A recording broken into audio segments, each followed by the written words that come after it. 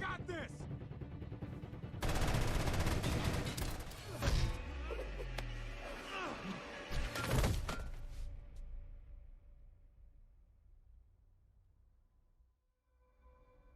Bucky? Who the hell is Bucky?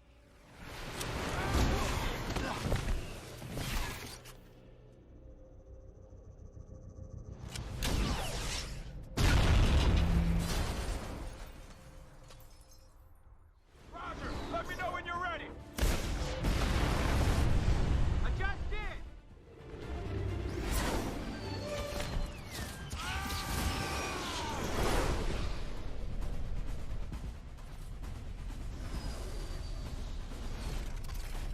You know, you're a lot heavier than you look. We had a big breakfast. Steve!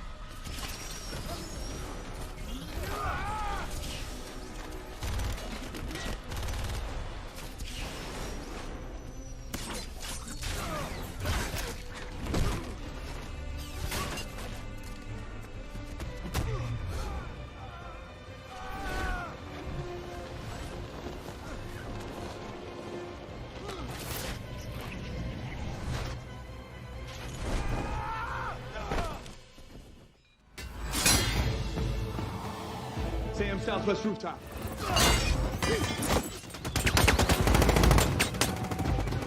Sam, got him.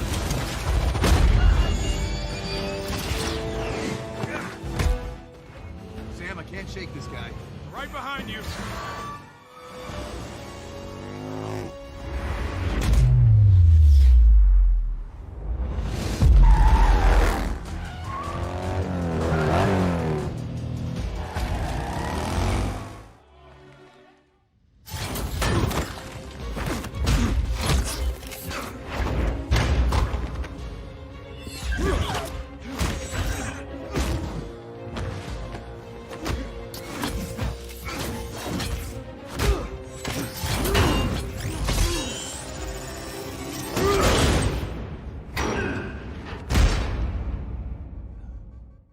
Their most elite death squad. More kills than anyone in Hydra history. And that was before the serum. They all turn out like you? Worse. The doctor, could he control them? Enough. Said he wanted to see an empire fall. With these guys, he could do it. They speak 30 languages, can hide in plain sight, infiltrate, assassinate, destabilize. They can take a whole country down in one night. You'd never see them coming. This would have been a lot easier a week ago. If we call Tony, No, he won't believe us. even if he did, Who knows if the Accords will let him help? we're on our own. Maybe not. I know a guy. Because this stuff tends to draw a crowd. Can you move your seat up? No. You know, he kind of tried to kill me. Sorry.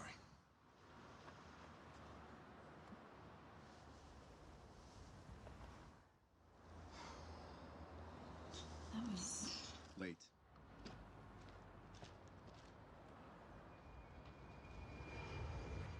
Hey, man. What's up, Tic Tac? Good to see you. Look, what happened last time? It was a when great audition, but it'll never happen again. Yeah, well, what else is new?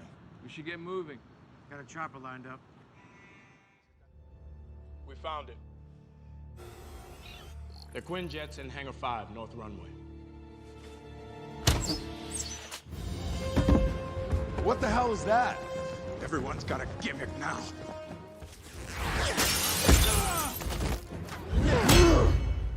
You have a metal arm? That is awesome, dude! You have the right to remain silent! Oh, God.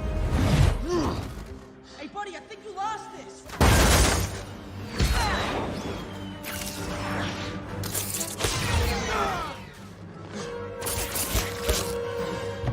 Those wings carbon fiber?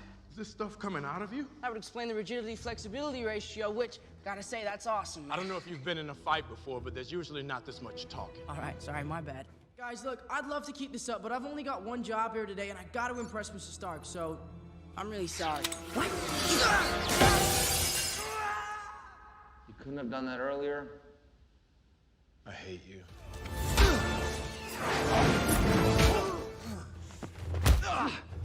I didn't kill your father. Then why did you run?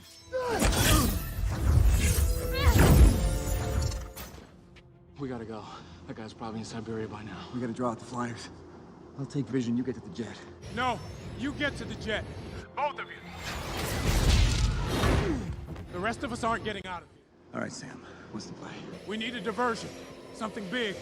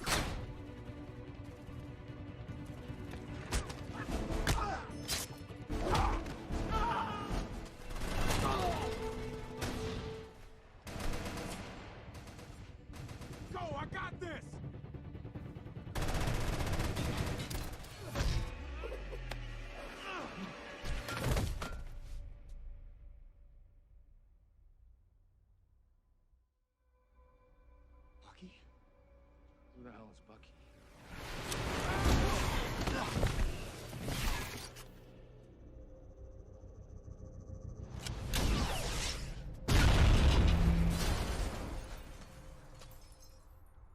Roger, let me know when you're ready. I just did.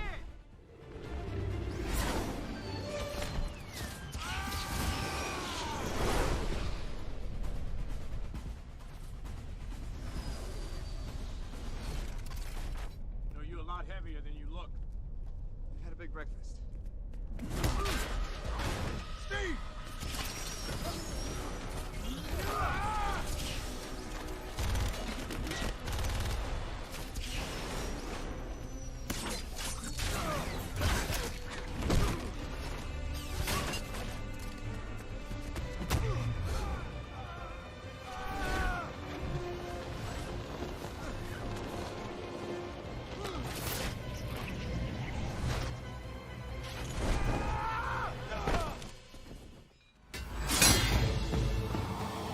Sam, southwest rooftop.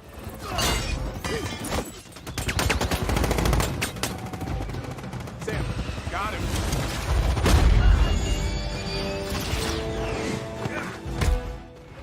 Sam, I can't shake this guy. Right behind you.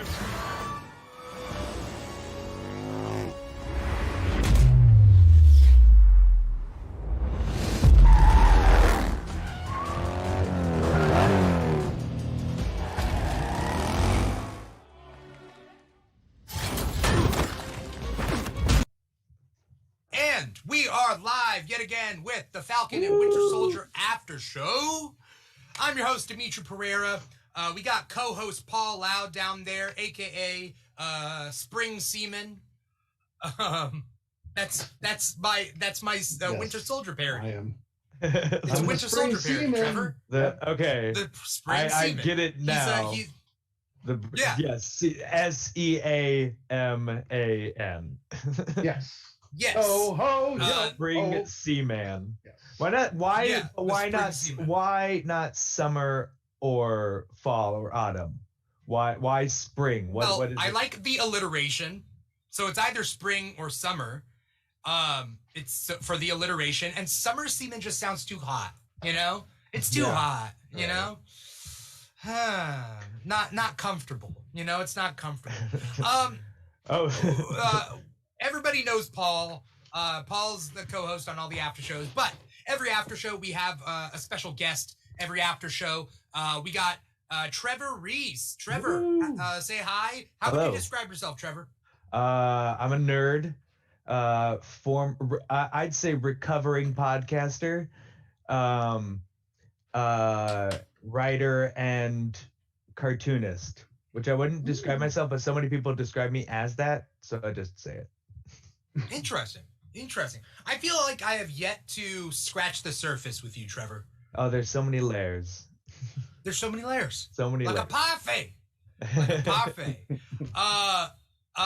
So right off the bat, I said, what an episode. That's what I say. But right off the bat, we see we're live streaming to 4 different platforms right now. We are. So wherever you guys are watching us, great. Thank you. Thank you so much for watching us there. Our main platform that we live stream to is Volume. So we stream to volume.com/The Keeg Show. I have all the chats open so I can see it. But if you want your chat to be part of the actual episode, as you can see in that right hand corner of the screen there, that's off of volume.com. Volume.com/The Keeg Show. Let's see if this works there. What comment is right here that I'm pointing at? Because I don't have nothing. Nothing. Because you're pointing towards Paul. Okay. I don't know. I only have us on our call open. Oh, okay, that's cool. And the configuration it's the makes other it side look of you. okay. This way? Yeah. Okay. So it's like, what's this say? Technically nothing. A little bit up. If you angle upwards. Right here? Well, I mean, technically it's a little bit more because we haven't gotten too many commenters yet. But the most recent comment on volume.com/The Keeg Show is Superbeard saying it was the best one yet, and we got a post-credit scene. And we did get a post-credit scene. Matthew A. Morey says, point to mine. So, Trevor, if you point up to your, top corner of your screen, yeah, there we go. Well, and then, even more upwards. So, about, a little bit inwards from the top. A little bit to your... let's just say. That's Matthew A. Morey saying... point to mine. Now, good job. I'm reading other comments on other platforms. We're doing the best we can, but I can only do so much. But I think it's interesting that I was like, what an episode, yet we have people on YouTube, or at least somebody on YouTube, and that's cool. We all got different opinions, saying, somebody said nothing big happened. And before we get into this episode, Trevor and Paul, if I was to say nothing big happened in this episode, what would that mean to you? I haven't a clue. Would you agree or disagree that nothing big happened? I disagree. And I would like to know what they qualify as something. Because I felt so much happened in this episode. It was quiet. But I mean, I gotta say, I am a softie for a superheroes aren't using their powers, because that is an old standard comic book trope. Is you have the issue of the X-Men where they're just playing baseball, or they're just it's a pool party. Right. Yeah. The old X-Men pool party. I mean, that got me through childhood. Bucky did use his super strength for manual labor. And you get some jokes and you get some stuff. My old podcast was about the Flash, and I was a big proponent that I just wanted to see an episode of the Flash where there was no villain, where it's just you can figure out there's ways to do action scenes or incorporate powers and make it visually still dynamic, but it's just what's the quiet stuff? I want to see that. And this episode I felt really delivered on top of all the beautiful Isaiah Bradley stuff. As well as the continuing spiral of Carly and John Walker losing his mind, and of course Julie Louis-Dreyfus. Right. Nothing happened this episode. What? How wild was that? That was so crazy. It was like Veep. Oh, yeah. She's great. She's great in everything she does. Did anyone know that she was in this? No. Did anyone out there know? Did they keep this super close to the chest? This was super. I have no one I have seen has come close to saying anything remotely Julia Louis-Dreyfus is going to be in this. Right. Who would have thought that's like David Cross is going to be, Mr. Show. fucking, yeah, David Cross, he's going to be in it. And Bob Because he's been Odenkirk's relevant. going to show up. Right. And Julia Louis-Dreyfus since Veep ended, anyway, the point being is she's great.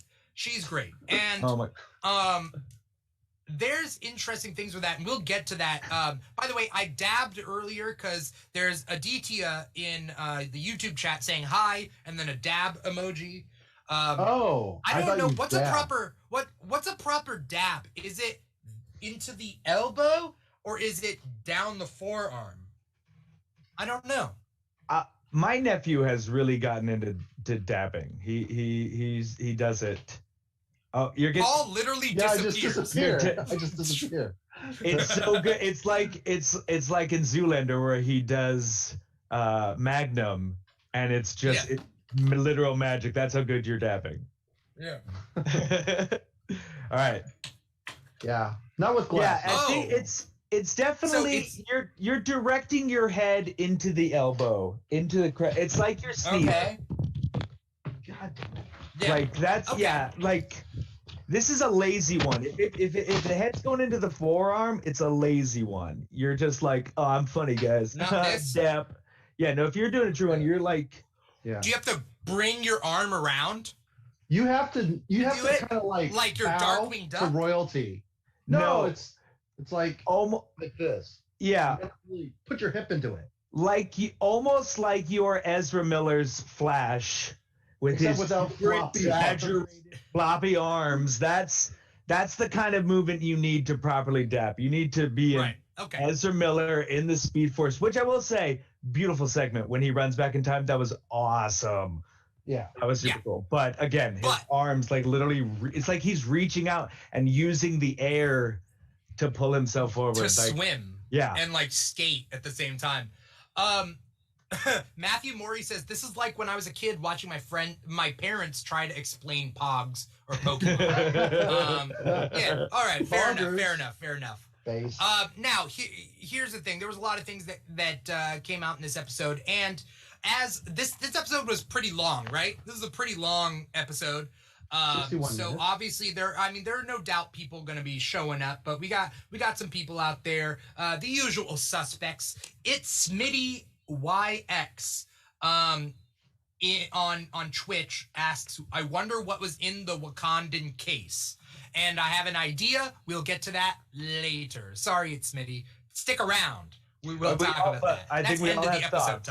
Yeah, we all have thoughts on that. So yeah, that is definitely a question. Let's save that for later. But yeah, wait, but we got the usual suspects over suitcase? in volume. It was just a suitcase. It wasn't just really good luggage. It's Marcellus Wallace's soul. Yeah, that's what it is. It's worth as much as a boat. I would be happy. It's a check for the boat. They bought it. I would be happy if it was just a vibranium suitcase. I'd be lucky just to have a vibranium suitcase. I'd be like, oh shit, that's high quality shit. Superhero. What? Well, it's a new superhero. Yeah. Just the case. Just the case. Trevor, were you gonna say something? Well, I'm gonna pull it up on the phone because I'm wondering what is his reaction, but we'll get to that. We're getting off course again because we're gonna talk about it. Now, I want to shout out some of the people in the comments. Obviously, we got Aries over there. I think he's on Twitch, but normally he jumps over to Volume. Again, our main squeeze is volume.com/The Keeg Show. Volume.com/The Keeg Show. The people over there, we got Matthew Morey, we got Superbeard, we got Miss Marauder. What's up, Miss Marauder? We got Vagabondage, who I did a little TikTok live with earlier today. We got Mars Bars. What's up, Mary? I'm assuming Tom's there as well. Okay, Superbeard says I'm having issues with volume, but I'll be back on there. Okay, cool. Yeah, so we got the usual suspects over there, and we're streaming to 4 different platforms, and hopefully we don't have any technical difficulties in this episode. Let's get to it. The episode starts off with a John Walker Falcon Bucky fight, Yeah. right? We see Bucky running, or not Bucky running, John Walker running to that warehouse where he finally gets a breath, and then Falcon and Bucky are there, and they're trying, like, Sam is trying to talk sense into him, and John Walker does that crazy, like, that look where he's like, I see what you're doing. I know what this is a trap. And then, you know, hilarity ensues. How did you guys feel about that scene? Especially as an opening scene, you know? It wasn't as bad as Jamie Foxx telling Spider-Man he didn't remember his name. when we have those moments where the villain cracks. So, well, Right. it's so Julie Louis-Dreyfus, Val, which never say her name again, just keep it in your head. yeah. She like states definitively that he took the serum. And so he is like it says, you become more of yourself is like the running saying of the serum. So what do we think John Walker is at his core that's driving him to this? Like, is it like his PSD? He's like having like PTSD becomes, I don't know, like even worse. Like it's just amplified even further. I got my opinions. Paul, do you have an answer for this one? I mean, he's definitely conflicted. I don't know. It's the same resentment that a lot of military people, not all, but a lot of military people, you know, have. And that's, you know, eat the apple, fuck the core. Is kind of like what Marines say.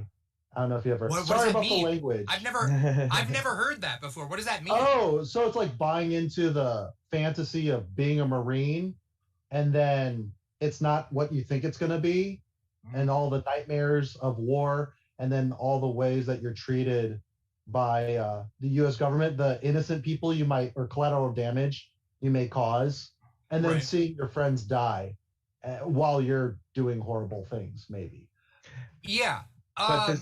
But also the saying would be spelled COR. RP. Yeah. Eating the apple, like. Yeah. So to play on the words with eat the apple. Okay. F the core. Fuck the core. F the core. Okay, so we can. I mean, this doesn't. Yeah, you can cuss on this show. It doesn't matter. I mean, if you're one of those people that cusses all the time, then it gets old. But like, whatever. I think the question of who is John Walker at his core is a very interesting question. Vagabondage says, well, Aries says John Walker believes in himself more than anyone else. Vagabondage says, I wouldn't give him the scapegoat of PTSD at his core. Walker has some major insecurities, but also expectations that he just deserves respect without earning it. And I think it's a combination of a lot of things. The way I see John Walker is that he did work hard. He got to where he needed to be. There was a bad day in which he got commemorated for, right? He said there were some things that he's done that he's not proud of. I understand. He's trained really hard to get where he is. That being said, he is the type of person to believe that he got to where he is off of solely himself. And I think that makes a difference. Why? Because if you believe that you got to where you are right now solely because of yourself, that means everybody else can do that too. You just got to do it. And that's the only difference between me and you is that I tried hard enough. And when we realize that there are so many variables at play, including like support systems and people that you can count on, not everybody has that. Not everybody can attain that. Not to mention then a layer of systemic privileges that can be given to John Walker. Again, that doesn't make John Walker lazy. It just makes it so that he is where he is because of other things, and he worked hard to get there. And then there are other factors at play. You know what I mean? But he fails to be self-aware enough to be like, oh, yeah. Lamar helped him out. His wife, I'm sure, has helped him out. The government has been like, you look like a great guy. Here's the shield. Like, there's a lot of things at play. You know what I mean? He suffers from B storyline. Where like Which when is he visited, what? well, when he visited Battlestar's family, after to explain to them what happened, I'm like, oh, they have this like history, but it feels so shallow, like very cliche. And I want to feel more for both the loss of the Battlestar family, but they fridged them. The Mr. and Mrs. Battlestar. Yeah. Yes, the Battlestar, the Lamar family, I guess. Lamar Hoskins, but yes. Hoskins. Lamar Hoskins. Yeah. Why? Why did I do that? Anyways. Yeah. Miss Marauder says, I'm with you completely, Dimitri. You said it perfectly. And there's no shame because even myself, I've gotten to where I am because my family has been there to support me. I can't say that any success ever in my life, however little they are, like, has ever been 100% me. Like, I've been the driving force, but there have been people who have helped me and given me opportunities in my life, advantages that I've had, that not everybody has had, whether it's location or whether it's my family or not. I also think like this is kind of seeing, because I mean, remember like when in First Avenger, Steve Rogers was not who Tommy Lee Jones wanted. He wanted that asshole guy who was a bully. And I think this is kind of not like in any sort of like storytelling way, but like actually seeing what that would have looked like. Like this is if you had actually given that guy the super soldier serum and made that guy Captain America, and we're kind of seeing that like no, it does take a special person, like internally more so than any physicality, because obviously Steve Rogers weighed 70 pounds. Yeah. Asthmatic. Yeah, asthmatic, flat feet. Flat foot. Yeah. Virgin. Yeah. I mean, he had so many. He was. Yeah. This guy doesn't. Oh yeah, he's married. He's so. Something that's interesting about Walker is that something Super Beard brought up, and I wrote it down. Is he tells the Hoskins family that the man that he killed Lamar. Mm-hmm. How fucked is that? Like, that's fucked, right? I mean, you gotta lie sometimes when you're presenting that folded flag, right? But it is like spare them the details. But it's a lie for him. But I don't think the scene played it that way. Like it was a lie for his own comfort because it's also like, no, I didn't get the person. It's the leader. Like it took the leader of this cause is the one who took him out, and I'm like I'm gonna figure out how to stop her. Like I think it was his shame at the graphic nature in which he killed this person who was just part of the cause and not the murderer, that he didn't want them to look at him any differently. But I don't know how well that translated, because I think he's right. Beast suffers from B storyline. What was it? Illness. Yeah, B plot. B-plotitis. Inflammation of the B plot. Yeah. This means. Like honestly, this is just the truncated version of Nuke from Jessica Jones season 1. That guy's went cuckoo bananas, even worse. Yeah. But yeah, I don't know. Like, he's spiraling real quick.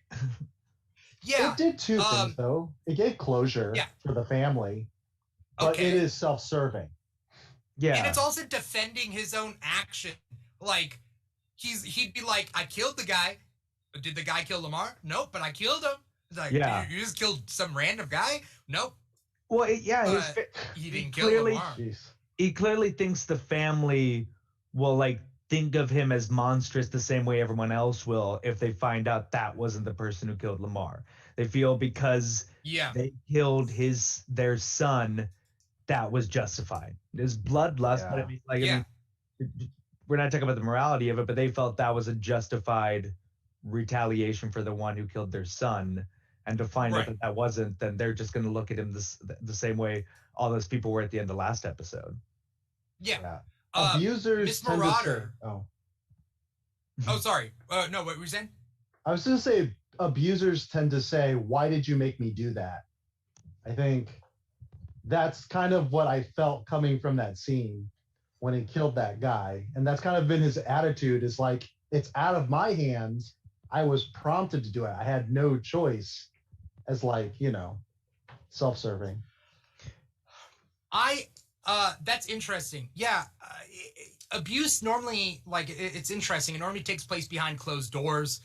People rarely get to see that. And then when they finally see behind that curtain, then they see that abuse, and then it becomes real. But it's hard, nobody see, if they don't see it, then it's hard to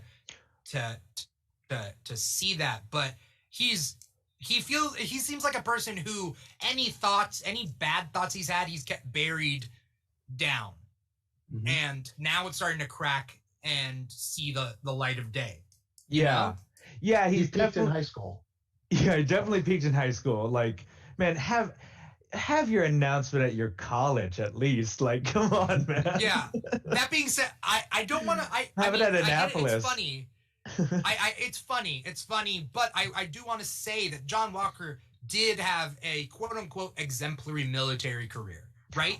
Enough that he was chosen to be Captain America. I don't want to try and diminish what you were saying about the privilege of his situation, but it felt like John Walker had earned the place he had gotten to, but that did not entitle him to become Captain America. I agree. Definitely agree. Vagabondage says the Hoskins sister saw through that shit. Is that why she was giving him the stink eye? I think so. I think he was like, what did he say right before that? He said something, and it was like she didn't buy it. She was just like, for me too, right? What was it? What? He was so... Oh, he meant to say he was proud of Battlestar, because the mother was talking about Battlestar, saying how proud it was for him to serve with John. Superbeard brings up a really good point. Fuck. This episode, there's certain episodes where it's like, how much more can we talk about it? We're still in the first two scenes. Superbeard says, well, we're jumping. Yeah. Yeah. We're covering all of John Walker's story. Right. Yeah. Superbeard says, as a veteran, it feels like that Walker earned his place on the backs of Hoskins and his other soldiers. Yeah. Yeah. Yeah. Yeah. Well, Yes. Hoskins has always shown me to be the more exemplary soldier. Yeah. He was more level-headed about it. And I honestly kind of wanted to I'm kind of bummed he got fridged, because I kind of wanted to see his reaction to it. Cuz he felt like he had a better head on his shoulders, but it felt like he kind of had the same sort of self-righteousness that Walker did. Maybe not as much so, but it felt like it was there. So I was curious to see what would have happened if he had gotten the serum too, and what if they would have just been kind of both on the same page, fueling each other to sort of radicalize the same way Carly had. But yeah. So I just saw two douche bros psyching each other up. Who's USA? I am. We are America. Yeah. Yeah. I mean, they definitely had that relationship, and I think that Lamar's biggest problem, however smart he was, because I thought he was insanely smart, I thought he was a good man. His biggest problem is that he enabled the bad man, or the man that shouldn't have been in that position to begin with. He enabled. It wasn't even that he believed in John to be Captain America. It's that he thought John could do no wrong. And that comes out in that conversation, I think, from last week last week, where he's like, would you take it? Yeah, I would. And he was like, it just makes good people better, and you're the best person I know, or whatever he said, right? Yeah. So come on, man. I don't know. That's a bit too much. He believes in the propaganda. all the ingredients, but none of the actual soul. Yeah, he's definitely suffering from being like a sidekick. Like he's got that like I am secondary to you sort of mentality towards Walker. Yeah, he drank the Kool-Aid in that sense. He hasn't had his Nightwing arc. Right. Oh no, he never will. Superbeard says Hoskins was an enabler and a yes man. Yeah. Miss Marauder says she doesn't trust his judgment. He told Walker that he consistently makes the right choices moments after he made 2 terrible choices. Sure. Yeah. But he also Hoskins also kind of refused to acknowledge that he had changed. Like, I think his point of view was from their service days, which they were clearly beyond at that point. And I don't think he ever, because also as far as I remember, they were the sole survivors of it, like a raid or like the attack. Like they're the only ones. So what is it? Beard, his comment about writing on the backs, he he wrote on the backs because they were the only ones left. Like he basically utilized their sacrifice to propel himself forward in a self-serving way. Right. Have you guys? Sorry, there's a certain survivorship bias that happens. Have you guys heard about the planes that would fly over Germany and then come back, and they had bullet holes in the body, and they had to figure out where should they reinforce these planes? Have you heard of this story? Yeah, I think so. Okay.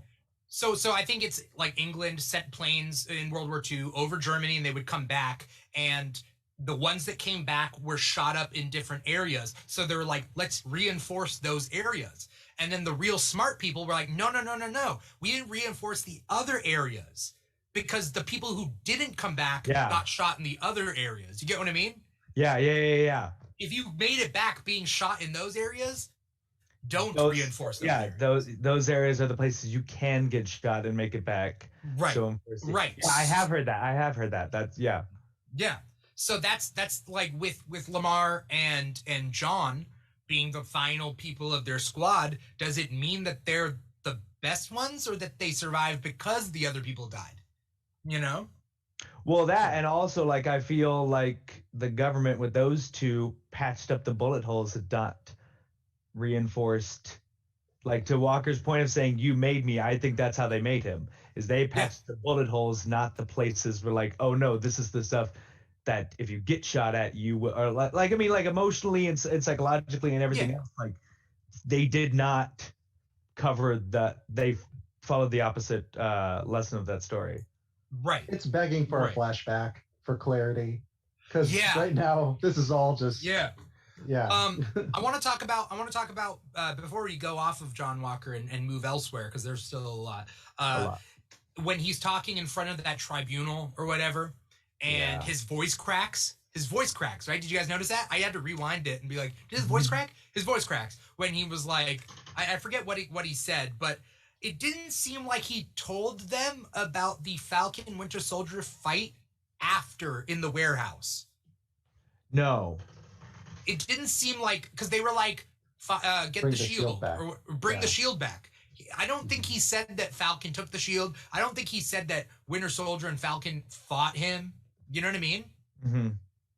Definitely. He also has a hyperextended elbow, so Yeah, but he got when his arm from the fight, snapped. I guess. Yeah. Brutal. That was a crazy fight. Did he tell the tribunal that Carly killed Lamar? Probably not, right? He probably said that guy he killed Lamar. That day was horrible for John Walker. How many L's did he take that day? Yeah, he's been on a nonstop losing streak. Yeah, I think he said that was the one who killed Battlestar, and said nothing of Bucky and Winter Soldier, or Bucky and Sam taking the shield and beating the crap out of him. Yeah. That was a cool scene though. That fight, it could have gone either way, and that motherfucker ripped Falcon's wings off. Yes. Sad. Interesting choice. Why? Well, because if you're a soldier, you're supposed to be an efficient killer.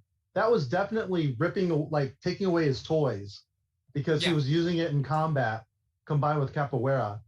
So I just thought, I don't know, because he was gonna do a coup de grace on Falcon with the shield yet again. Yeah. Jeez, Louise, the guy doesn't learn. He's definitely like, oh my god, I've realized I can kill people with this shield. That's now my signature move. That's the only way he's coping, right? Yeah. That's the only way he can cope with these hurdles is by killing someone with that shield. That's it. Yeah. But I get it. I think he misunderstood the wings because he didn't understand oh, Sam still has a jetpack on. The wings just he used it, right? Yeah. He still used That's the jetpack true. after the wings got taken off, and I think Walker was trying to disable him regardless, because I think if he thought if he went for the shield to turn to grab the shield, he just wings up and do what he does with that. Oh, I figured he could do a blood choke or take his eyes out, you know, while still flying. He had top mount. He passed his guard. But I think it's you know, when you fight Dr. Octopus, you try and rip off his arms first. Yeah. Smitty on Twitch says maybe that's a way for Sam to separate from the wings metaphorically, I would assume. Oh yeah. So that he can later become Captain America. Yeah, I mean. Yeah. No, obviously, that's clearly why they did it in the narrative. It's just now trying to figure out why John Walker used that as a move. Right. Split to me better, Marvel. There's a lot with this. Okay, let's talk about Contessa. I know her. Okay, Julia Louis-Dreyfus's character. I know her character from the Nick Fury comics, because she was the classic Nick Fury dame with the squiggly gray in her hair, and she would constantly have a gun, and she would go on missions with Nick Fury. You guys remember this? Does anyone know what I'm talking about? Sexy spy, yeah. Dum Dum Dugan underneath me. How you doing? That's why I got the bowler. Yeah. That's bikini. So this is a what if story, by the way. Dugan is the spring semen? Is that what the story is? I think so. Yeah. It's also what if it's a what if story. What if Dum Dum Dugan became the Winter Soldier? That's this is the storyline. I'd watch that. Cigars. Now people shotguns. out there are saying, yes, Vagabonded Super Beard, you guys are right. She is Madam Hydra. That being said, she is one of a couple of different Madam Hydras that have been Madam Hydra in the chronology. I believe she's only been Madam Hydra fairly recently. There's been other Madam Hydras that have been more so that mantle. But yes, she has been one of the Madam Hydras. Wait, are you talking about in the MCU or most recently? No, in the comics. In the comics. Contessa does become Madam Hydra. Yeah, Viper. Viper's was Madam Hydra. I feel like Viper's been modern day Madam Hydra. That's who I think of when I kind of think of Madam Hydra. Which again, why as good as the Wolverine is, really wasted her. Oh, that one. I mean, she sucked in that movie. Again, why? Quiet movies. That movie was awesome when it didn't deal with Viper or Silver Samurai or all that crap. When it's just Logan hanging out, getting into fights in Japan. It was awesome. Yeah. Okay, maybe looks like Valentina Allegra de Fontaine is the second Madam Hydra. There is a third one. So there's been 3 total. Interesting. Okay. Yeah. Viper being one. Of them. Okay. But she would be since Madam Hydra Viper was part of Fox, this would be if Feige was just like, well, we got to have a Madam Hydra, this would be the number one choice looking at the comics. Even though all Yes, we've said that being about said- Madam Viper. I was just gonna say, even all we've said about like Viper kind of being the modern day Madam Hydra, she was obviously not sold. So this is like B Squad. Right. Gotta pull her in. I'm trying to figure out who the recent Madam Hydra was, but there was also a Madam Hydra in Marvel's Agents of S.H.I.E.L.D. And that was Ada, the Oh yeah, that's right. I LMD. forgot she became Madam Hydra. That was fun, but it's also like, I will say, like, if Feige's gonna like cut the cord on the Netflix stuff being canon, then take Agents of S.H.I.E.L.D. too. Right. Also, Don't be beholden to anything Agents of S.H.I.E.L.D. did, although they did Inhumans way better than the Inhumans show did. So Right. Yes. Yeah. But Superbeard says she's obviously recruiting Walker for her Hydra rebuild. But then Vagabondage says, is there any chance that the black and white card could be a symbol for the Hellfire Club? Just because of black and white, maybe? But, I mean, I wouldn't say that the character has any links to the Hellfire Club. But, I mean, I'm not saying it's wrong.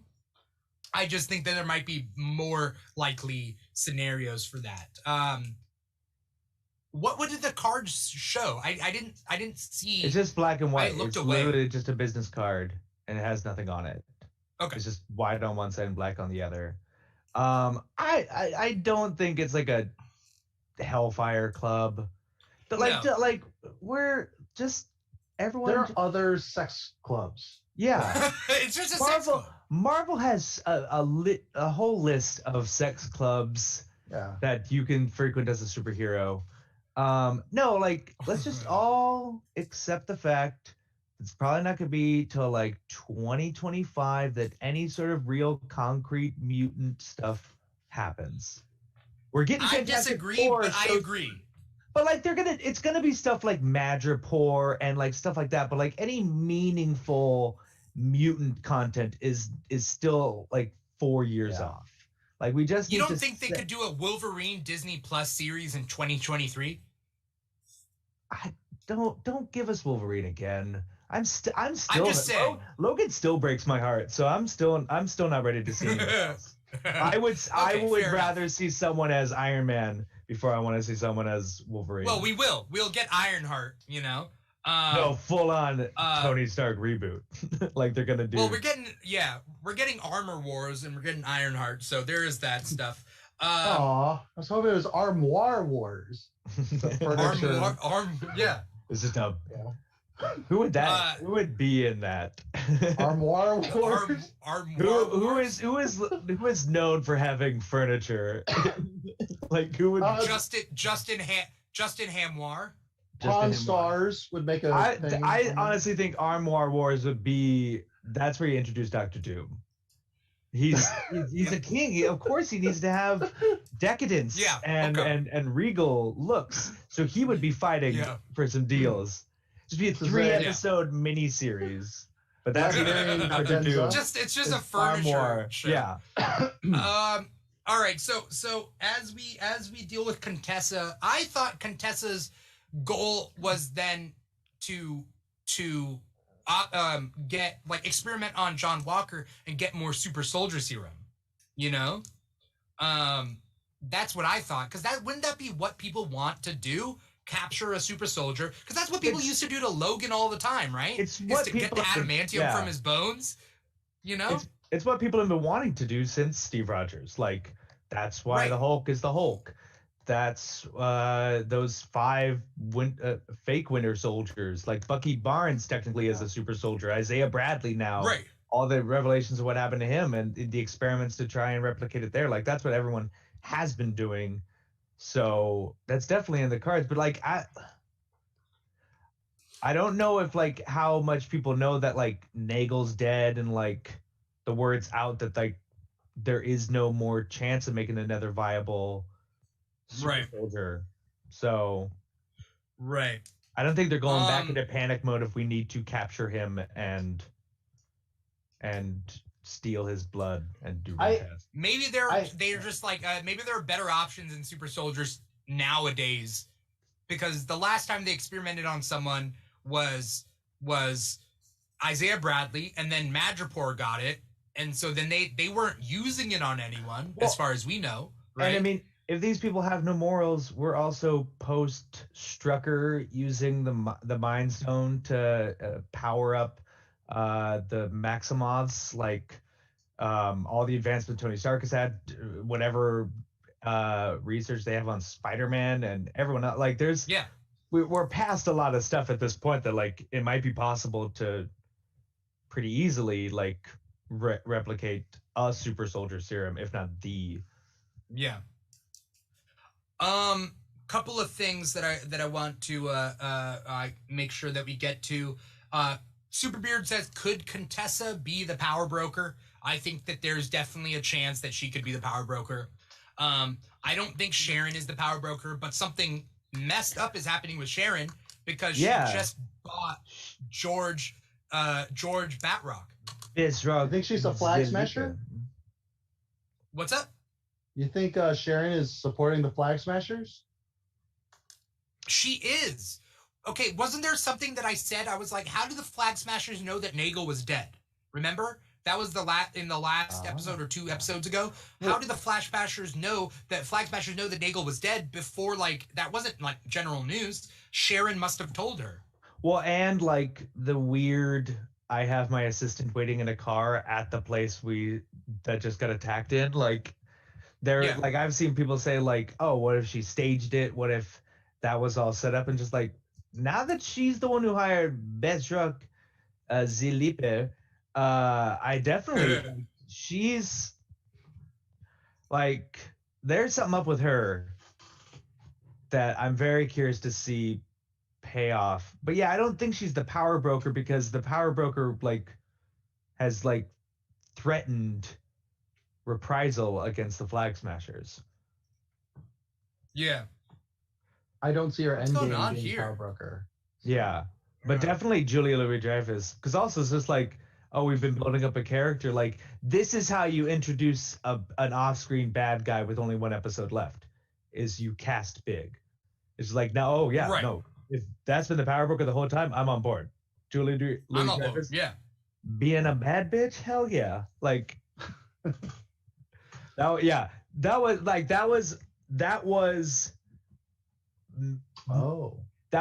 combining Catherine Hahn and the surprise of Evan Peters from WandaVision into one. Was seeing Julia Louis-Dreyfus as the Contessa. Yeah. I think we just lost volume here. I'm not sure if people are. Matt Morey said volume is down. So. Yeah, volume got down, but then volume got down.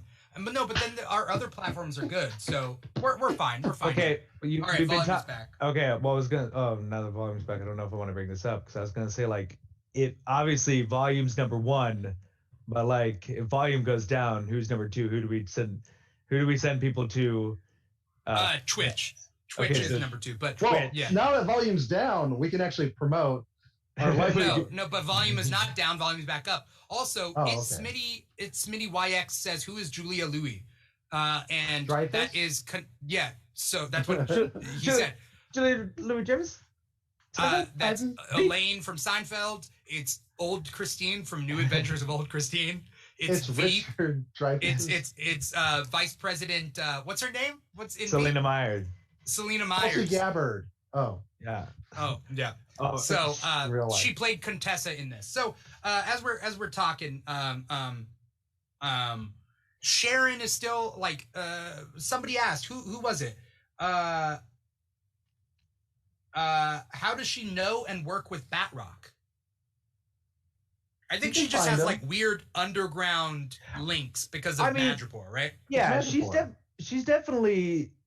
It's like, I don't think, like, the question is whether or not she can come back and be on the side of good, because clearly, like, to survive in Madripoor, she's like, well, I am going full cover. I was reading an interview, and that's what Emily Van Camp was saying, is basically she's like, I am a shield agent, so, like, I have, like, and, like, that's good cover of jilted ex-CIA, ex-SHIELD. Like that's how people from like Hydra have been making connections for decades. So that's like she has a good cover, and it's just whether or not it's a cover or the life she's taken on in a post-Civil War, post-blip world. Because we don't like it seems we haven't gotten confirmation of her, but it seems like she did not get blipped. She did not. Yeah, I don't believe she got blipped. Sharon did not because get she mentioned snapped. she's been on the run this whole time, but Yeah. I don't think it's been like I've been on the run for a year and 8 months. Like I don't It think would have that's been what she's talking about. Yeah, it would have been 2 years. I think it was between Civil War and whatever Wanda and Vision talk It's about not- it, and they've seen it in. It's not Infinity 2 War. years between between Civil War and Infinity War. You think? It's something like that, yeah. Because Vision and Wanda, when they have their little peaceful time in their room, he's like, we've been like on the run for like 2 years, and so that would like so Sharon's been on the run for 7 years. She's been in this life for 7 Yeah. years and some change. If she lived through the snap, and Yeah. Since so Winter yeah, Soldier? no, since Civil War. Since Civil War. When she Oh, gave sorry, Civil War, gave yeah. them their when she supplied Cap and Falcon, she Yeah. became an enemy of the state and vanished because she Yeah. also wasn't on the raft when Cap broke in, or he broke Yeah. her out and just didn't let her become part of his team or something. By the way, keep in mind the original timeline was supposed to be Black Widow comes out first, then Winter Soldier, then WandaVision. And I always was like, well, they keep pushing Black Widow back. And then I thought that the Disney shows would get pushed back, but then they redid everything. And interestingly enough, Vagabondage brought up something that I just looked up and corroborated. It's Dominic on YouTube says, hi, it's Dominic. Anyway, Vagabondage says Vanity Fair just dropped an article saying that she was supposed to make her debut as Contessa in Black Widow. And that makes so much sense. That makes so much sense why they wanted Black Widow to happen first, then Falcon and Winter Soldier. So you could have something carry through. Boom! There's going to be big shit in Black Widow. I'm telling you. It's not a throwaway movie. You know? No. Paul, you doubted me, man. You were like, Dimitri, you're stupid. And I'm like, no, Paul. You know how we I'm hang not. out in person, and I'm always like throwing shade on Marvel and praising DC. You know me. Yeah. Yeah. Silly Paul. Oh, Silly you Paul. DC fanboy. Get out of here. How I'm always correcting you with my really 100% laser focus continuity. You know, Yes. never messing Yes. up anyone's names. No. Hoskins Lamar. That's how you find him in the phone book. So Yeah, Hoskins. Yeah. Let's see. So many people. Super Beard says so many people have already given up on Black Widow, but it has been promised to have major implications for Phase 4 and beyond. Yeah, I mean, yeah. It's hindered by the fact that the lead is dead, and Yeah. we know she's dead, and we don't know where this fits either. Like that's I think if Marvel like let slip where this took place, like at what time this took place definitively, people would get more excited about it again. Yeah. I mean, I'm still excited for it, and I am too, you but know. I'm talking in general. Like, yeah, I definitely think people are like, yes, Black Widow. Like, obviously, it must not matter if they can keep pushing it. Like, that's I feel is like the general thought process behind a lot of stuff, and I think it's just like it's cool. Like, I understand it. Like, Scarlett Johansson is gonna reconnect with her family from Russia, and we're gonna get some explanation. But yeah, like because she's dead and because Marvel's been kind of vague on. We do know where it takes place between Civil War and Infinity War, but Which there we now are have established flashback is 2 scenes. years. But we don't know. We don't know. Like, there's flashback stuff that we don't know about. But like, so now we're gonna get the gap of when she went blonde. Is that, do you think? But that's how it's gonna end. They're going blonde because That's she the has to be. after credits The after credits tease is her That cutting her hair that to be nobody asked blonde. for? Yeah. they're like clanging, like she's just forging the Yeah, she's forging. Yeah. the wig. I don't know. No, it's she has like the straightener and she's like clang, clang, clang. And it sounds like Iron Man hitting it. Yeah. Because we're going through Ant-Man's point of view, the original Yeah. Ant-Man. Let's talk. Hank Let's talk Pym's about just there watching. Yep, Kirk Douglas. Bucky, Zemo, and the Dora Michael Milaje. Douglas.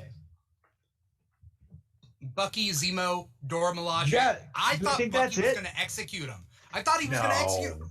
No. I know I shouldn't have thought that, but I was like, what if they steered Bucky back into like, well, he's a killer. He'll always be a killer. They could have done that, you know? The recap really set that up because they showed Zemo talking about the monument. You've obviously visited it. Right. And then boom, there he is.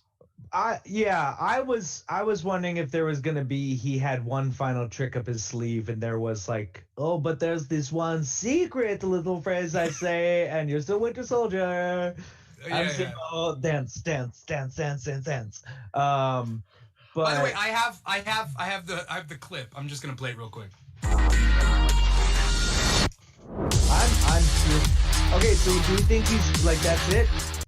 Wrap All on Zemo, like as you're loading the clip, like that's the question. No, I already played the clip. It was okay. Real quick.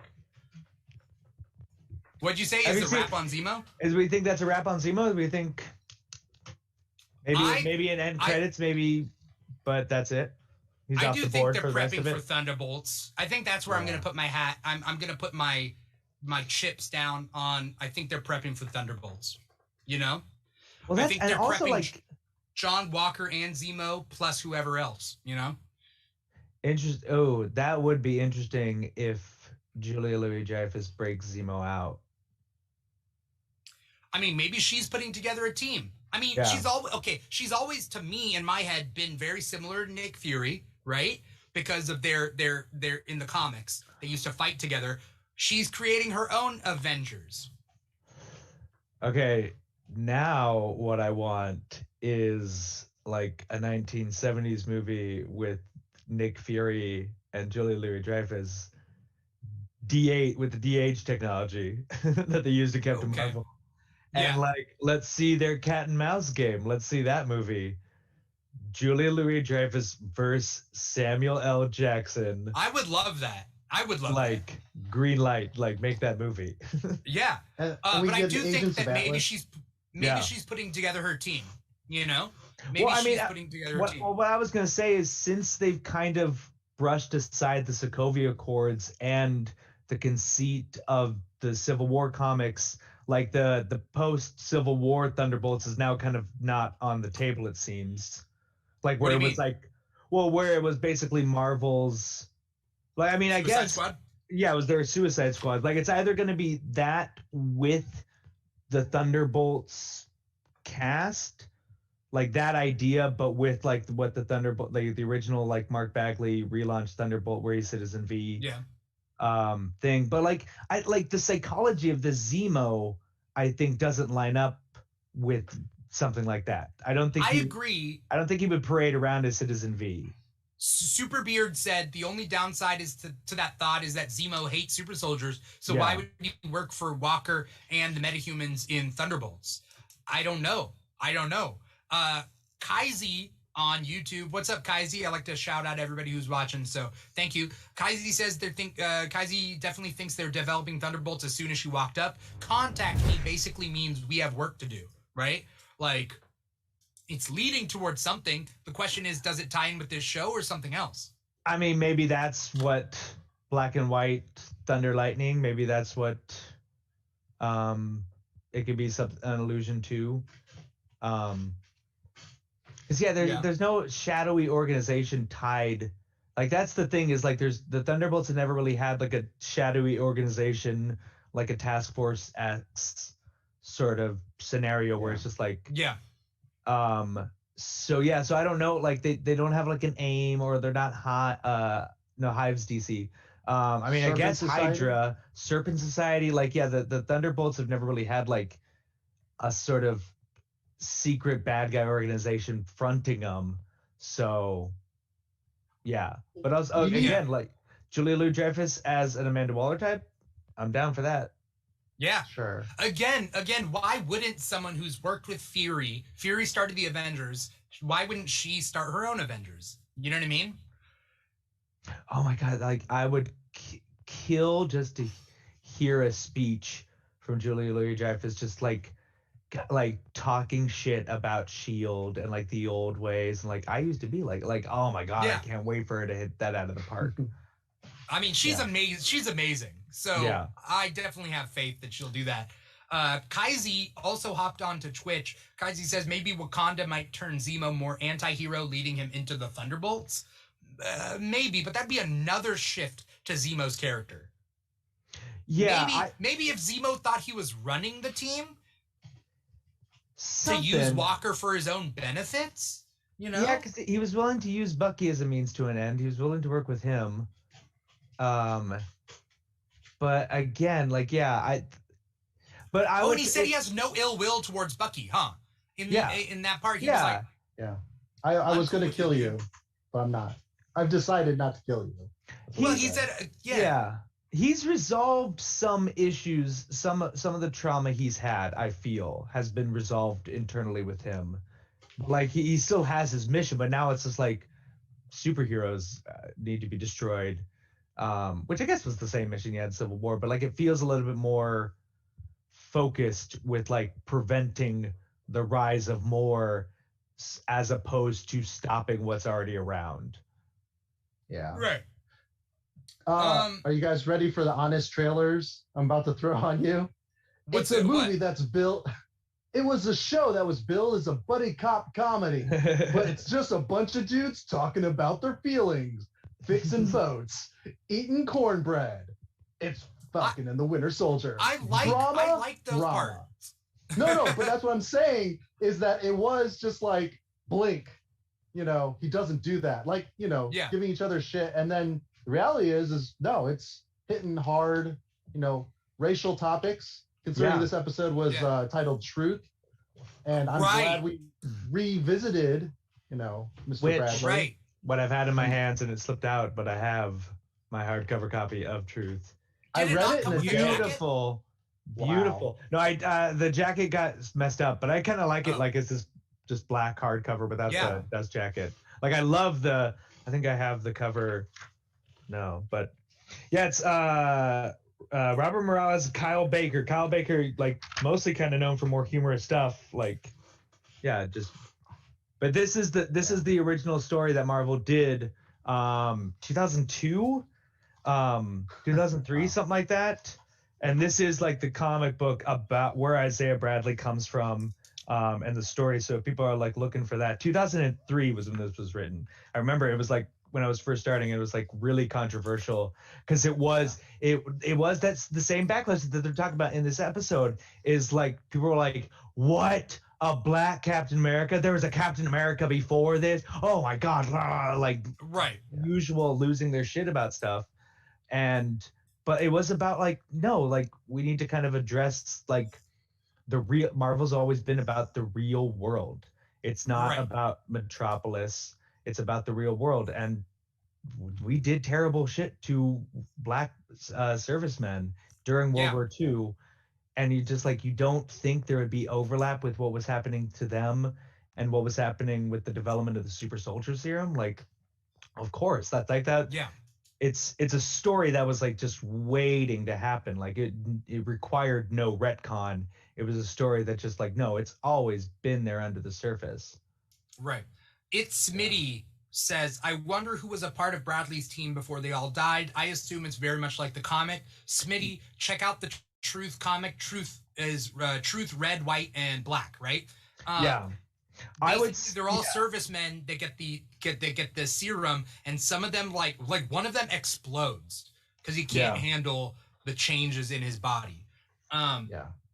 And some of them give way to the anger that the serum brings out. And so I don't need necessarily a story. The only story I want to see is Isaiah Bradley kicking Winter Soldier's ass. Like somebody online said, like Cap had to go up against Winter Soldier 3 times to beat him. Like Black Widow couldn't beat Winter Soldier, but Isaiah Bradley ripped off his goddamn arm. Like, oh damn. But no, really, like, honest, I'm still flipping through Truth. Like, it is the depiction, like what Isaiah discusses and he talks about. Like, it is that story. Like, there were guys with him who was his battalion, and they all just sort of all lost their way one by one through various means. And even the story of Isaiah's teammates getting captured and him going in like this. Basically, this is the depiction of the short story we get from Isaiah. And it's heartbreaking. It's horrendous. Yeah. But Carl, it makes me cry. That ending just makes me cry. Like, yeah. If I saw that in real life, like in a live action thing, I'd be bawling. Like this, I mean, those scenes already, like that first Isaiah Bradley scene, like, was gut wrenching. Yeah.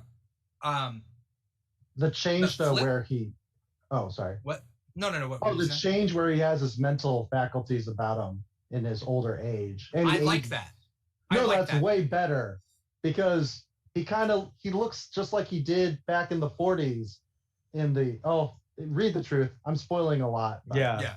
His wife is still living and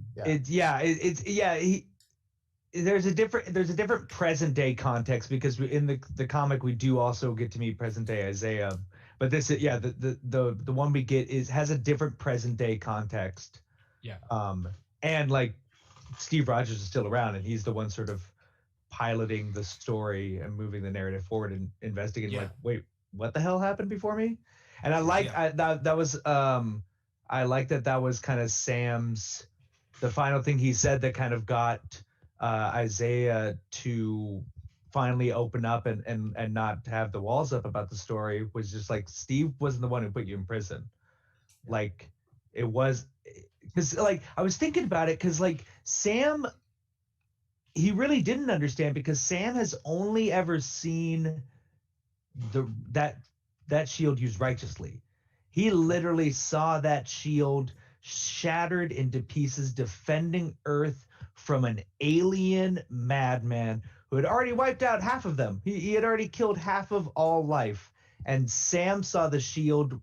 Sam like barely missed him strap up. He was there when he raised the shield to call Avengers Assemble and they stood united. And so he really like I hadn't thought about it until he saw like he really kind of didn't have the context that Isaiah was saying. He really had never seen. It was just like the Stars and Stripes. Like it's like, no, this is the shield. This is the defense against terrible, terrible things, bigger than our petty, hateful racial divisions. Like I have seen gods be like pushed back with this shield. Yeah. Well, and he knows Steve, like personally. And he knew Steve. He was friends with the man, was on the run with him for 2 years, and like really got to know the man behind the shield and knew he wasn't a symbol. But you forget the propaganda, even though the movie jumps away from Steve Rogers in the USO shows, you forget that the propaganda machine that we saw him help launch continued chugging without him. That's the end scene of kind of the end scene, but the last 1940 scene of First Avengers is kids grabbing the comic book and one of them has the shield painted on a trash can. Like the legend like lived in Steve's absence and was used to do terrible, terrible things that Steve wasn't around to stop, unfortunately. Let's talk about that post-credit scene, just so make sure we get the time for it. Sword. There's a person named Sword in the comments on YouTube. Sword says John Walker built this shield in a cave with a box of scraps. It does kind of, it's just scrapped together, kind of crappy looking shield. If you guys saw that post-credit scene, Superbeard says Walker in that post-credit scene is getting himself ready to be a hero still, you know, and he'd gladly join a Thunderbolt group, is what Superbeard said. Yeah. Wait, Walker has historically he has a circular shield as well, right? He doesn't use. It's this one. Yeah, you can kind of see it, but yeah. But he doesn't. It's someone else who used. I forget all the other people who have been Captain America and passed to different identity. Nomad. Yeah, he was no one's ever used like the Golden Age shield, right? As like theirs. Astro. Vance Okay. Astro. Shield. Oh wait, the Golden Age shield, which is the triangle. That's still the kind of Vance triangle Astro looking still one. had the circular one. Yeah, the the Golden Age shield. I think Nomad might have used that shield. There's there's a couple Captain America stand-ins. There's Nomad. There's Spirit of 1776. I think that was a Captain America. Oh, he person. was. And then there's Patriot. And then there's U.S. Agent. Patriot used Cap Wolf. And then what? The Cap Wolf still had the circular shield. Oh, Cap Wolf. Okay, yeah. Yeah. Sure. Yeah. So but the U.S. agent, especially now, has a shield that has the letters U.S. In the middle instead of a star. You know? But it's not a vibranium shield, so what? He's gonna just make a steel shield, but it's just gonna get wrecked, dude. Yeah, he just again, he's going full nuke. He's going full nuke, losing his mind. He's lucky Trish Walker's not around. Right. He's that's the one saving grace. He seems to have a great wife. But she barely does anything. We barely see her. Yeah, she seems nice. That's basically what her character is. I can't wait till Detroit Steel shows up. It's like, did somebody call for backup? And it's just the jankiest bunch of taped up guns. In the Lego Detroit Steel, Justin Hammer is Detroit Steel in the Lego version. I don't know in any other canon whether he is, because I know in the comics he's not, but still. Anyway, that's a separate thing. That's the same thing for Armor Miss Wars. Marauder is so funny. Miss Marauder says, but we haven't seen him give her head, so he's no Nuke. And that's right. Isn't there a scene where Nuke goes under the covers between Trish's legs? Yeah. Yeah. That's funny. The first season is by far the most Jessica it's the Jones? best. Yeah, but it's also that most people are having sex in that season, which is kind of weird because it's the one that deals most greatly with sexual assault and agency. Yeah. Miss Marauder says yes, and he's clearly doing a good job. Good for Nuke. I mean, Nuke's no Nick Cage banging those headboards. Or not Nick Cage, Luke Cage. Luke Cage. Oh, yeah, Nick Cage can get it. But no, Luke Cage. Luke Cage. His name is Nick Cage because of Luke Cage in my defense. Yeah. And Johnny Cage. Johnny Cage is Johnny Cage because of Nick Cage. Yeah. Yeah. So it's Luke Cage to Nick Cage to Johnny Cage. That's the pop culture pipeline of cages. Something interesting that I love the type of hero that can fight it used to be there was heroes that could fight, and that was pop culture, right? A hero fights. He kicks, he punches, he guns, he whatever. Then it became heroes that could do that and think, right? And now we've progressed to heroes that can feel.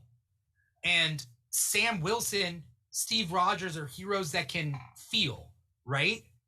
And I think that that's a definite strength of heart, right? And I feel like heroes never used to be that.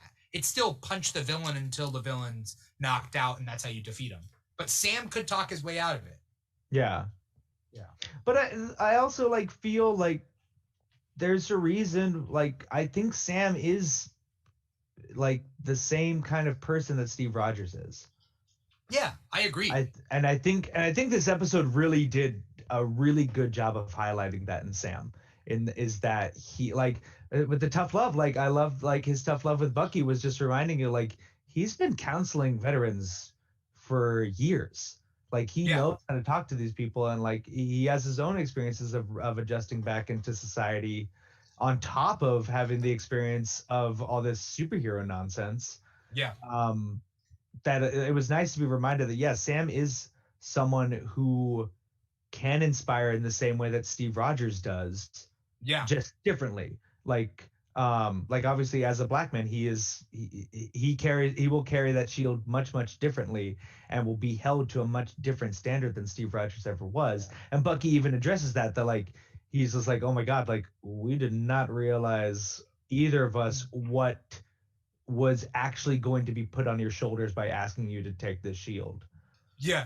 I think it would be super funny if the series ends with Sam as Cap, and then also Patriot shows up, and they're like, everybody's like, we didn't even want one black Captain America. Now we got like one and a kid. What they're multiplying. We didn't sign up for this, you know. And then Joaquin Torres is like, they turned me into a giant bird. Squawk, squawk, Squawk, squawk. Also, like, because in the comics, that's what he is. He's the new Falcon, but like also like actual Falcon. Well, but obviously, like, what are we talking about? What's in the suitcase? Okay, we're gonna talk about what's in the suitcase. Before we get to our final topic of what's in the suitcase, I wanted to bring up amend versus avenge, which I thought that whole dialogue was really good. We don't need to get into that. I just wanted to throw that out there. That dialogue was awesome. Amend versus avenge, where Sam was talking to Bucky that you've been just trying to avenge, you haven't been trying to amend, and that's a piece of logic and heart that is something specific to Sam. Miss Marauder says that Sam, if she doesn't see people thirsting over that workout sequence, Miss Marauder will be furious. Wait for the weekend. Yeah, we will see. It's gonna start by tomorrow evening. We're gonna start seeing, like, Zemo blew up. You do not think that Sam Wilson, Anthony Mackie's beautiful body, throwing that shield, doing push-ups, glistening in that Louisiana heat. You don't think we're gonna? People lost. Zemo danced for 5 seconds. Like Marvel, it's a lower bar for Zemo. Again, that's what the show has been showing us. All Zemo has to do is throw a couple of these, but Anthony Mackie has to like do so much more, and that's the thesis of this show. Yeah, there were 5 cuts, to be fair. So it was kind of like a little like awkwardness, then this. Yeah. Then, the Marvel cut. Yeah, it's about 25 seconds of footage. Yeah, but only to make an hour. Canonically, the cowards at Marvel only released 7 in the released episode. Yeah. Quick thing before we get to that final topic. Fame Trash is out there. I see ya. Fame Trash says, I love Julia Dreyfus as well. That was surprising. Yes, we went over that earlier. Also, when they said New York City, all I could think was the Spider-Man territory. Spider-Man's has to be swinging around there, right? So, whatever. Anyway. His secret identity exposed. Wherever you guys are watching this, please like, comment, subscribe, do what you need to do, follow, whatever, depending on the platform. We're streaming to 4 different platforms. Please give us a follow on wherever you are at. We also have an Instagram at The Keeg Show, and that's the easiest place to keep up with all the shows that The Keeg has to offer. We do max of 4 shows a week, but we're also doing a lot of like spontaneous little things. So stay tuned on our Instagram, and that'll be the easiest place to stay on top of things, or, you know, follow us wherever you guys are following us. That being said, what we're going to end this episode on is what we think is in that vibranium suitcase. Does anyone have any wild speculations? Because, I mean, I have my fairly simple. Well, I said my earlier one is that it's Marcellus Wallace's soul. The old Pulp Fiction, the right? old Pulp Fiction one. Commit to the bit. Yeah.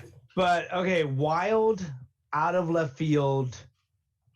It's a Captain America like color of the Black Panther suit. Yeah. It's like, why give you wings when we can give you a full suit of vibranium? Right. But it has to include the wings, right? It has to include the wings. I mean, it obviously is just wings. It obviously is just red, white, and blue. Oh, you don't think it's the full suit? You think it's just wings?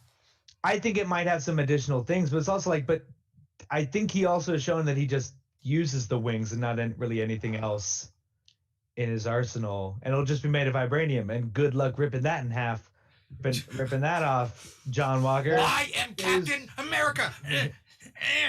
Vibranium, it's unbreakable. That is an Oprah Winfrey last episode. Keys under your seat. You all got a car level of generosity. I feel like. Everybody gets a super soldier serum and a vibranium suit. Super Beard says it's a literal vibranium Captain America suit, but I don't think he needs a vibranium suit itself, unless it's like a Black Panther style one. That would be where it's that like would be woven left field. in.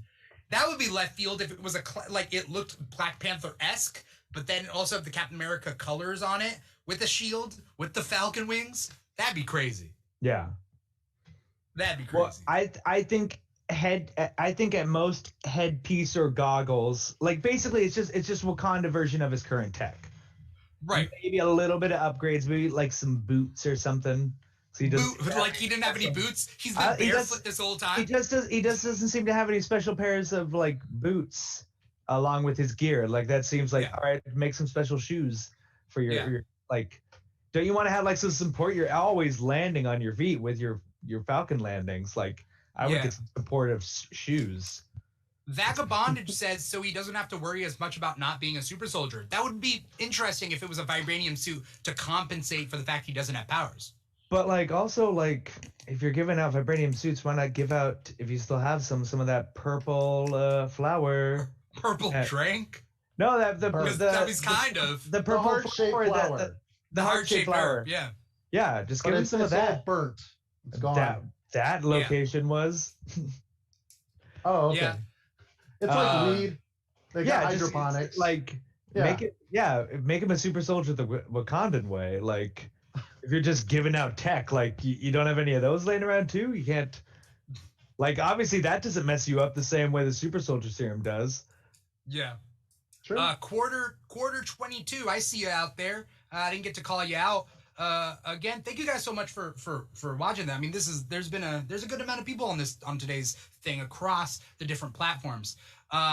Monty Smith says they shouldn't have killed Battlestar, and I agree. I don't think they should have. Fame Trash says he needs some sneakers.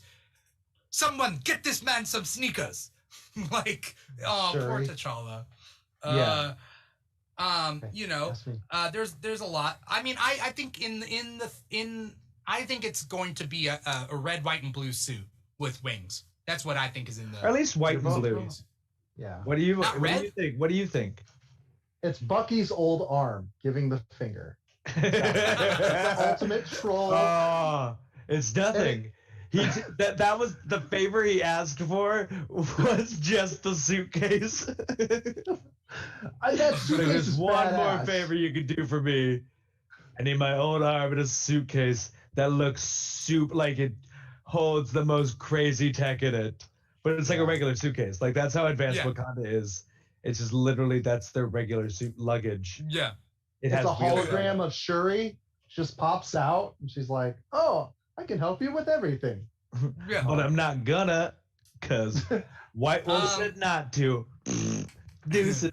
But White Wolf is persona non grata right now in Wakanda. I mean, he's not excommunicated. They're just like, hey, maybe don't come around anytime soon. Right. You're not welcome. Also, Zemo's going to the raft, but he wasn't in the raft to begin with. No, he's in some random Supermax Berlin jail or whatever. But why is he going to the raft break now? out. He didn't do anything crazy recently that warranted the raft. And the raft has shown that it is not impenetrable to super soldiers. Like, a super soldier can very easily break into the raft and rescue anyone from there. Yeah. If they so choose. As we finished up this episode, I just thought it was nice to see Sam's nephews playing with the shield. Yeah. Because it also mirrors the fact that like these innocent young kids are playing Captain America. Like they don't see the systems that are in place to stop them from being Captain America. Yeah. Buck slept. Yeah. Yeah. He did. I noticed that he kind of wanted to hold on to his viewpoint, and that's why he didn't admit that he slept fine on the couch. Wait, what happened? Oh, just when because Sam asks if he's still having the nightmares when like the start of their conversation towards the end of the episode, he's saying like, "Do you still have the nightmares?" He's like, "Yeah, all the time." Like da da da da. It's just like we just saw you just sleeping away very comfortably, and it's Bucky refusing to acknowledge that he's already starting to do what Sam told him to do of doing the work. Yeah. That he is doing the work and he's seeing some results from it. He got a good night's sleep. Yeah. But I think Sam needs family. Yeah. Right? Well, Bucky needs family. Sam needs family.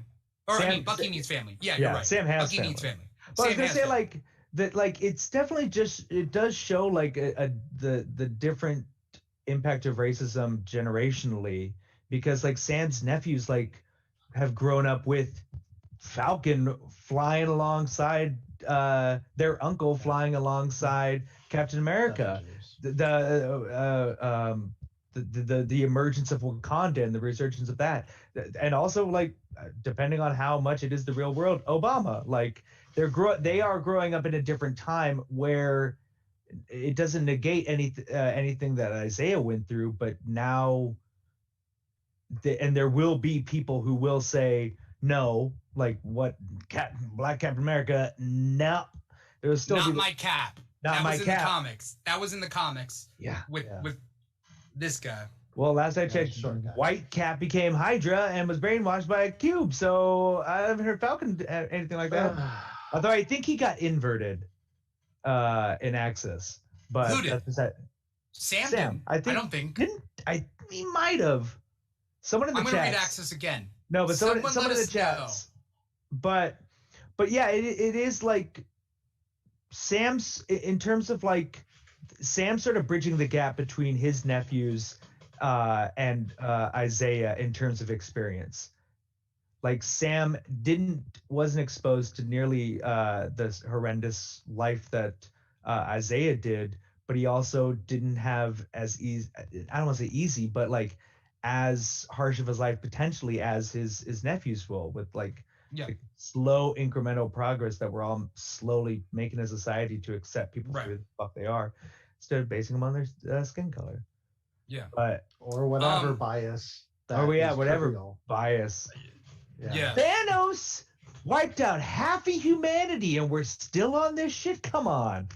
Like, yeah. Well, that's the get thing. Your shit together. Like they brought it up. They brought it up with the bank loans thing. That like society might have been a little bit more understanding when there was half of the people left, but once people came back, it was back to square one. And guess who got the shaft? It's not that like all people who came back got shit listed. It's just that the hierarchy of the people, the priority of the people who came back, people were given a priority. And okay, to trivialize it, it's like you have all your best friends in your like fourth grade class, and then you go to fifth grade and you have none of your friends, and you have to and that's like the snap. Everyone is like the fifth grade, you don't know anyone, you get along with them, but then you have the bullshit that comes back when all your friends are back with you in sixth grade when the people got snapped back. And you have to pick and choose how many friends you it's just like we were all like the 3 billion people who were unsnapped like only had each other, and maybe it was like racial tensions weren't as hard because it's like we all fucking lost and we all like lost so much. But now with the return of everyone, it just sets society. Well, we're back up and running. We're gonna go back to our same bullshit. Who are we gonna forget about? Because we can't take everybody, we can't help everybody. Who are the people who we aren't gonna help? Yeah, so why don't we go back to the old systems? Yeah. This is a good episode. It's interesting. I'm sorry to anyone out there who said this. There's nothing happened. Nothing happened. That's why we were able to talk about it for an hour and a half. Jesus Christ. Can I mention that there's a huge dichotomy between people that are wealthy that have no families and Sam having a lifeline to the community by calling them up, asking them for favors, and then them showing up. And like, even when he talks to his sister and he's like, oh, just like mom and dad always feeding half the neighborhood, because he was talking about how the kids were going hungry from the other family. It's just like, yeah, he has a foundation and he's always observed charity, not charity, but support, communal support. Well, yeah, that's, I mean, honestly, that's honestly what's going to solve everything, is the understanding that like, there's 7 billion people on this earth, but like we're only around like a couple hundred of them, like really with any sort of actual like feeling and impact on our lives on a day-to-day basis. And it's like, that's how you build something meaningful. Like Sam's community, they're just like, we are literally because the rest of society, because it seems to be a predominantly black society, they've like, well, you're not getting lifelines from us, so you have to help each other, and they've just fostered this incredible giving community. But it has to be work outside of the larger societal framework that's denying them access. Yeah. Right. I mean, we're gonna end this episode, but I think that go to 4 a.m. Yeah, Pacific time or Eastern. I think that the lessons that we're learning in these characters, the broad mythology, the morals, the fairy tales that this is teaching us, is really nice for actual society. And it's tough because we can say that these shows are shows and our society is our society, real life is real life, whatever. But there are lessons that we learn or themes that are in these episodes that are real life things, right? And the way we view these characters, we're trying to draw parallels for these characters in the show to characters in real, or people in real life, and what if, and we're trying to make sense of them all. And I think that there's clearly a precedent for why Sam is the rightful Captain America and why John Walker is not. And I am a little bit disappointed in people who would think otherwise, but there are people who would think otherwise in real life. And whether they're in our world or in the MCU world, they're going to think that way too. And that we can never change. But I think there's a clear thing with this show stating who is the rightful Captain America. And it's not this guy, it's this guy. You know what I mean?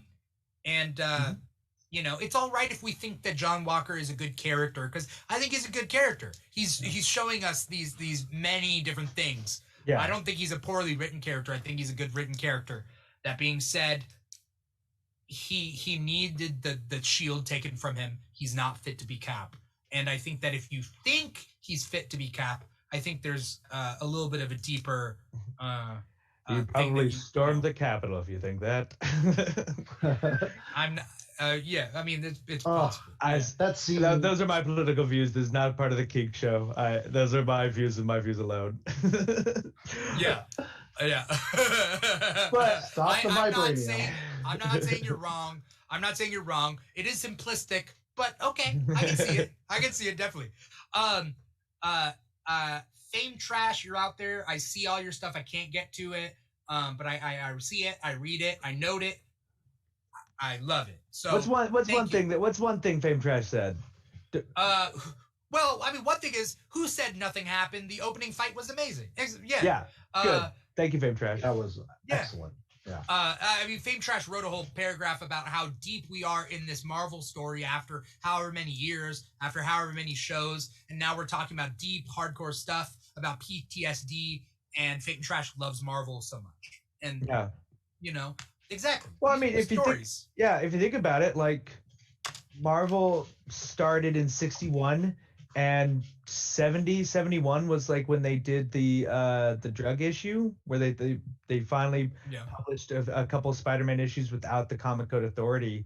And so like I think like that's sort of Marvel's hat, is like, let us establish this universe and establish the rhythm of it and how the superhero heroics work. And then once we do that, we're gonna start telling some stories. We're gonna start telling stuff that's not punch them in the face. It's gonna be dealing with some real stuff. Like that's always been Marvel more than DC. Yeah. And both companies do learn from each other and evolve kind of symbiotically. There's the thing. But I'm very proud of what Marvel has been doing, especially like with this live action cinematic stuff. They've been getting the love out there. So I'm all for inclusivity. Anyone out there who is a Marvel fan, even in the last year, it does not matter. You're a Marvel fan. And hopefully we're all learning, you know, and enjoying these things together. How tragic if you finally became a Marvel fan of the pandemic, to like only be able to come across this like in isolation and not like it's fun talking about it.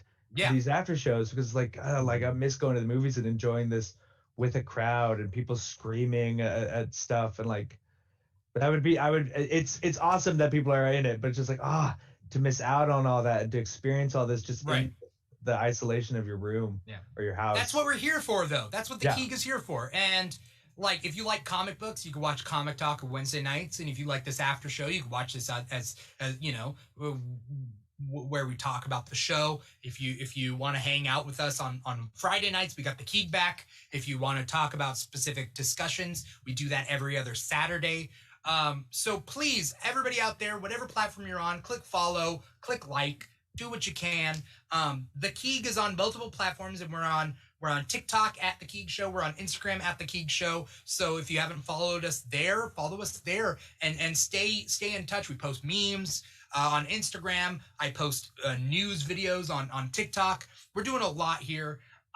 Thank you, Trevor, for coming on the show. Thank you for putting time out.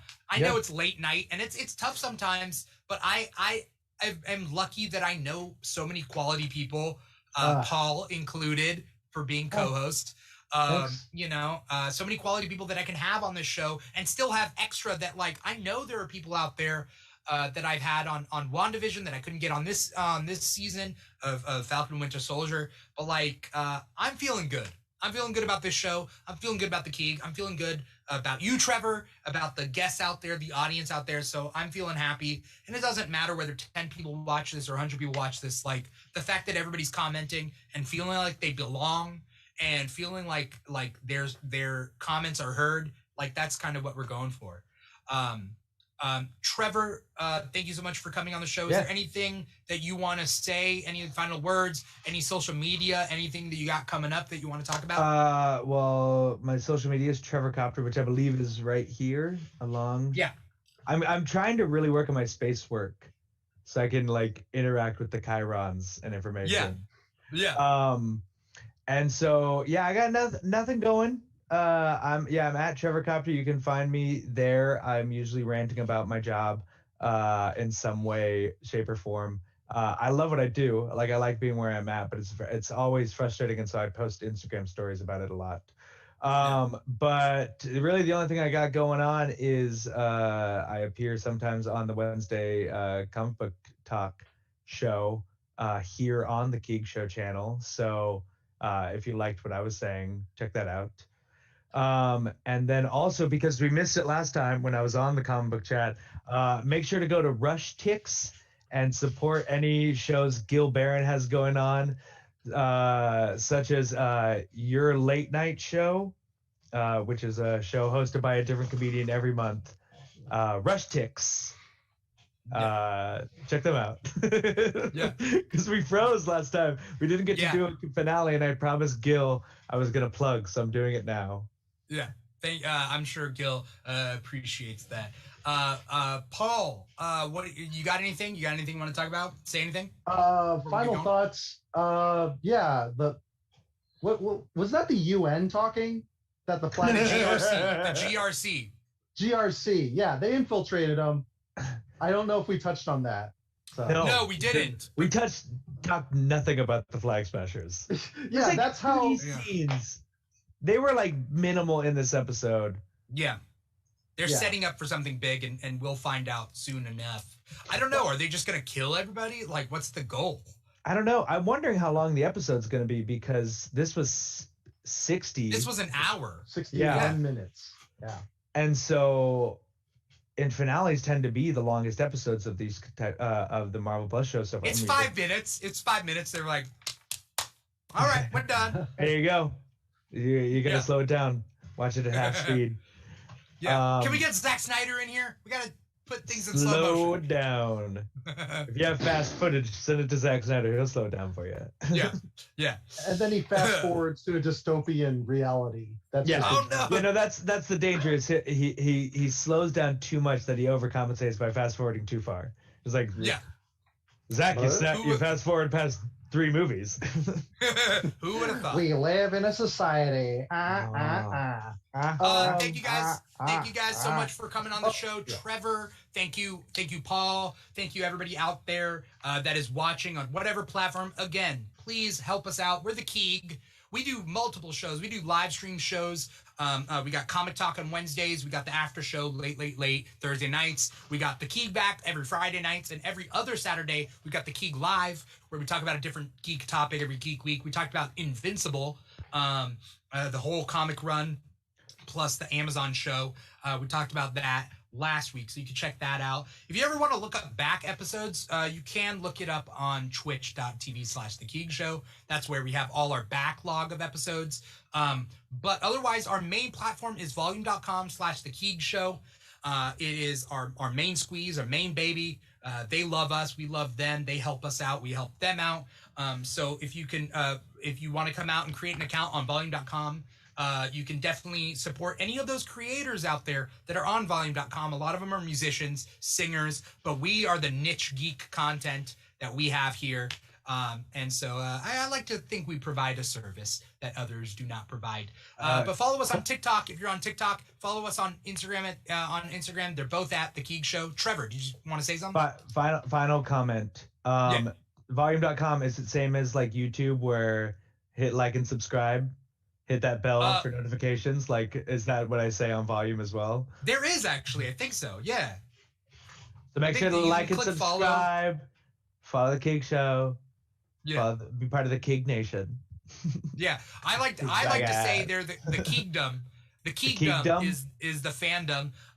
But some people like to call them Kegels. So we'll see. We'll see which one wins. Let's see. I'm gonna vote for the Larry Keegs. The Larry Keegs. R.I.P. Larry Keeg. R.I.P. Larry Keeg. Yeah. Thank you guys so much for watching. Once again, thank you guys. Have a great night. Hopefully I will see you guys in however many hours for the Keeg Back, which is our Friday night show where we kick back, we shoot the shit, we play some games. It's super fun. You know, that's at 9 p.m. Pacific time on Friday nights. Either way, so long. Take care. Once again, I'm your host, Dimitri Pereira, and this has been the Falcon and the Winter Soldier After Show. Peace out, y'all.